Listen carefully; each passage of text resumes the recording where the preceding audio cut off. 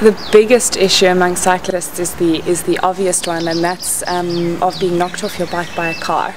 There are a lot of moments when you're riding and cars don't. I don't know if they don't know how wide their cars are, or that they feel that you shouldn't be on the roads with them, but they'll come really close up to you. You can be clipped by side mirrors, you can be pushed into the curb, and recently we've seen that cars, especially with the festive season, have been travelling with caravans and with boats and pulling trailers, and obviously those are wider than the cars, so they'll come up and they'll perhaps understand that their car is out of your way, but you'll have a boat or a trailer whizzing by your ears because they don't realize that. But that's just something we picked up over the festive season. But the biggest safety concern is cars pushing you off the road. A bicycle, according to the Traffic Act, is defined as a vehicle.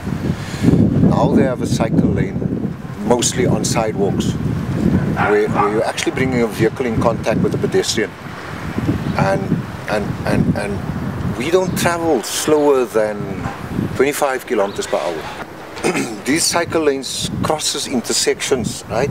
Now, our motorists do not have a culture of stopping behind a stoplight. I think it's important to talk about cycling in the context of commuters as well, and not just to focus on recreational and sports cycling, because we have thousands, hundreds of thousands of poorer people who use cycling and walking as their mode of transport.